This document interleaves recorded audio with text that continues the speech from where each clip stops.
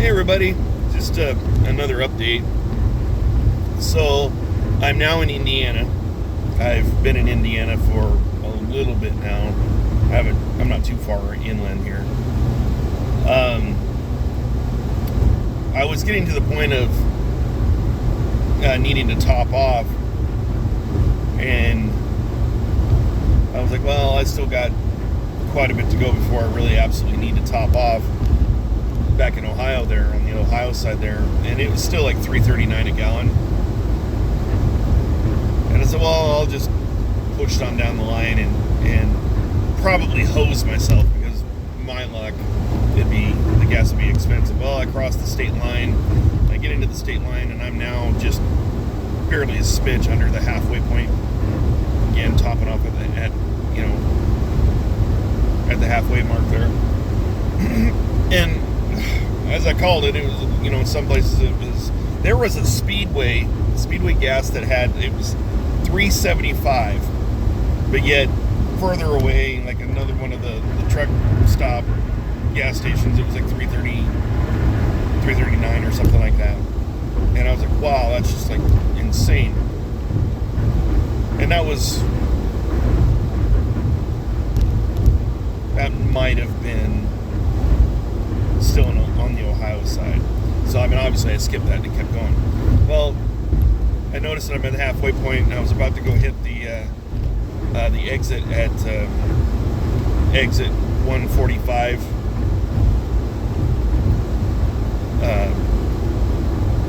I'm on I-70, traveling westbound. I'm in Indiana. I just passed exit 145, and the gas was $3.46. Well, I saw the sign for Sunoco truck stop further down at exit 123 for, I think it was $3.39. At any rate, that's where I'm going. I'm just going to push it a little further and go down that route, stop and get gas, stretch my legs. I've already had some snacks, so I really don't want to go overboard there. But so after the last video, the sun kind of popped out. I even had to put my sunglasses on, and I stopped at the rest stop, did my thing, got some snacks, something to drink, and all that other good stuff, and then just kept going on down the road, and then the sun popped out. It was just bright, and then it got overcast. I don't want to mess with the phone because I'm driving, but let's just say, well, here.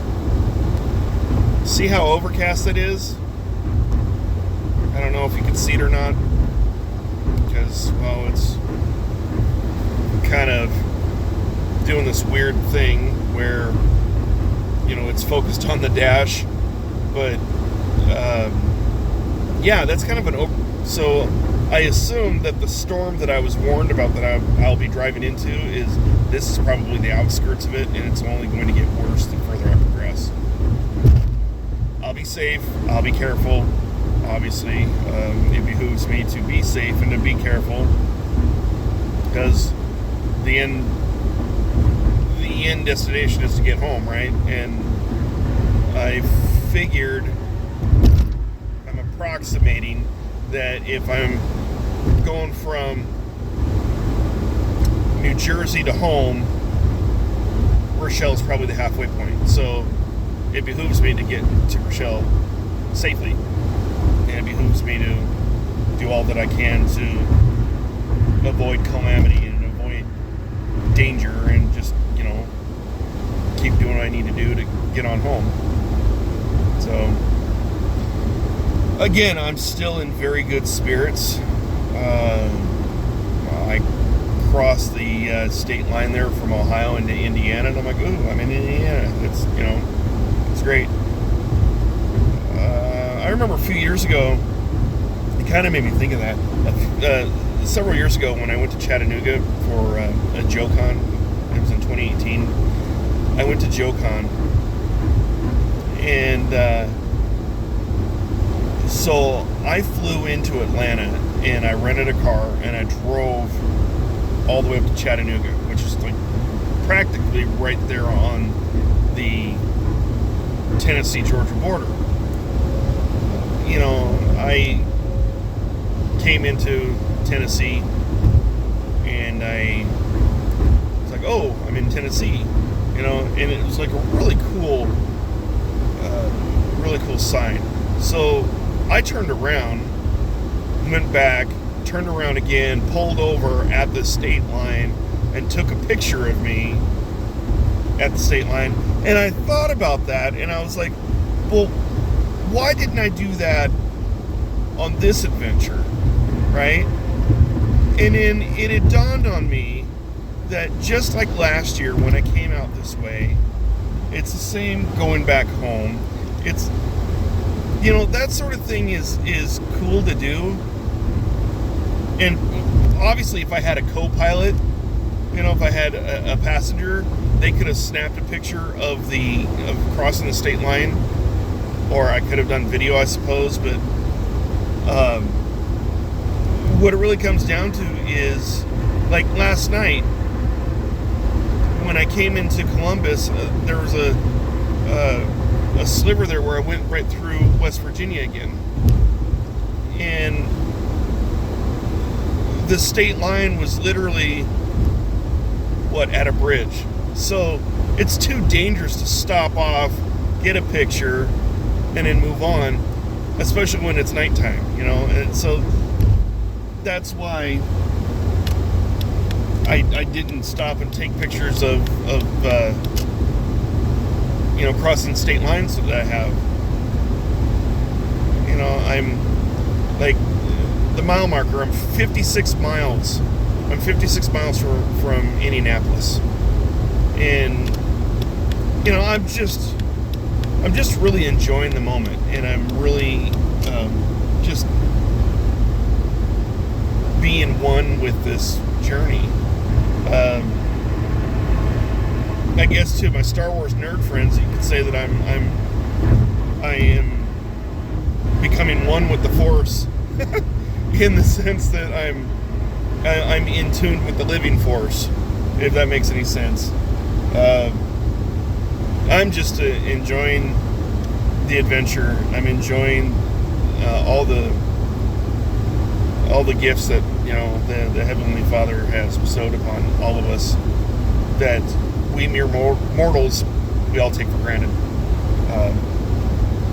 I'm just, even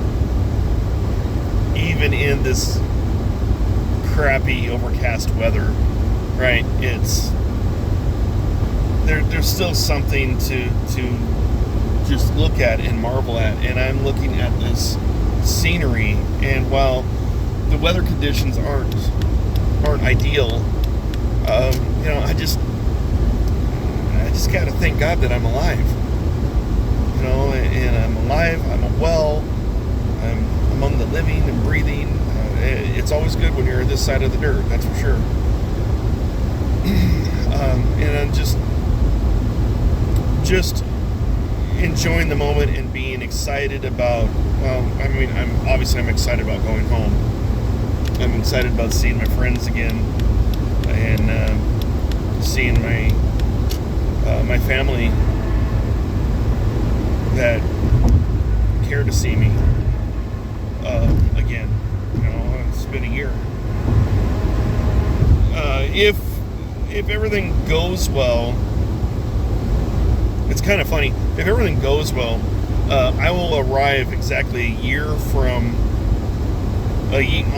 to the day from when I left Oregon. So, go to Thunkit, you know, what a quinky obviously, I do have some concerns about this storm that I'm approaching. I'm also concerned about the closer I get to Oregon, specifically going through western Wyoming, Idaho, and specifically the northeast corner of Oregon, the Blue Mountain Summit. I'm kind of concerned there. I was doing some checking last night, I think it was last night, about the weather conditions on the Blue Mountain Summit, what locally we call Cabbage Hill. Why we call it Cabbage Hill, I don't know, but it's the Blue Mountain Summit there in the northeast corner of Oregon, and there was an advisory to have traction devices, chains. I don't have traction devices. I don't have chains. So, not sure how that's going to pan out. Fortunately, I do have friends in the area. There's Matt in Ontario. There's Keith in Star, Idaho. If worse comes to worse, and you know the weather is so bad, as much as I hate imposing, I'm sure either one of them would take me in for a day or two if that's needed to get the road conditions and the weather conditions to be more favorable for my return to Oregon. Otherwise, it's, I don't know, perhaps it's going to be a situation where I would have to reroute somewhere else. I don't know where I would reroute. I don't know how I would reroute. I know that last week my mom told me that the Siskiyous, which, okay, for anyone who doesn't know Oregon, right, there's two main interstates, right? There's two main interstates of how you can get to let's just call Portland as the main destination. Two ways, right? Two. There's I-84, which skirts the Columbia River, right? That's our northern border, and it goes clear across the state, east-west, right? The issue there is the Blue Mountain Summit. Okay, what I'm talking about. That's an area of concern. Now, I-5, Interstate 5, for instance, that runs from, actually, it connects in some fashion or form all the way from Alaska down to the southern tip of Argentina. Their main roadways in South America actually connect, and they touch I-5 at the California-Mexican border, right? So I-5 runs all the way through California, runs all the way through Oregon, runs all the way through Washington State, and whatever the Canadians call the highway at that point, but essentially it's the same interstate, right? It zips right up through British Columbia and into Alaska. Well, the area of contention there for I-5 is the southern border of Oregon, the northern border of California, and it's the Siskiyou Mountains, right? So the Siskiyous were closed down last week from Ashland, Oregon, which is practically the southernmost populated city in Oregon before you get into California. That whole swatch was cut off. It was so I don't know that I could reroute to go that route if the Siskiyous are still bad. Now, I don't know how else I could reroute if the Blue Mountains are bad. Because if the interstates are bad, you could bet that the state routes are too. And I know that there's one state route that I'm familiar with because I used to go hunting in Heppner, Oregon every year with my dad, the 395. I know how to navigate through there. The question is whether it's safe to do so without having chains. So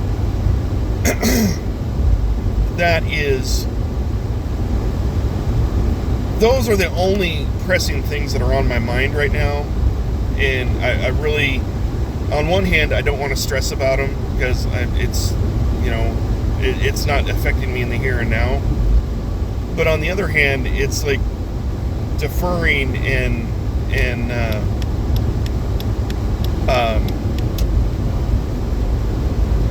oh sweet, I'm near Knightstown, the home of the Hoosiers.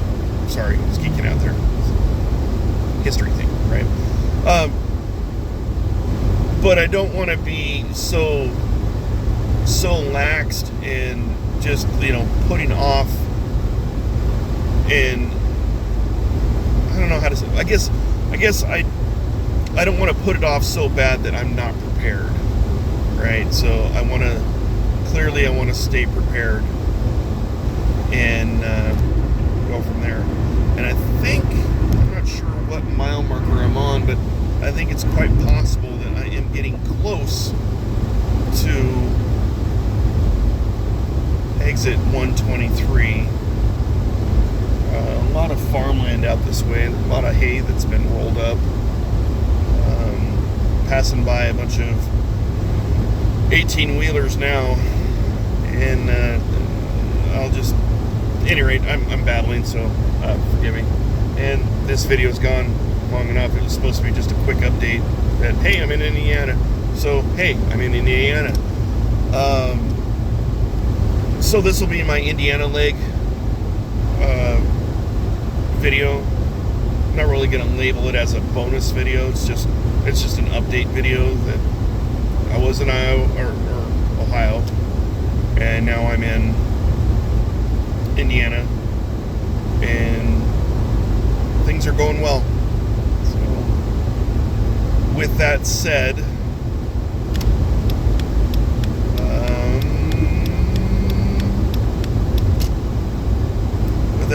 I am going to be hitting my exit soon. I'm going to go find the gas station. I'm going to top off, and we'll go from there. So, happy trails, and talk to you real soon. All right, bye.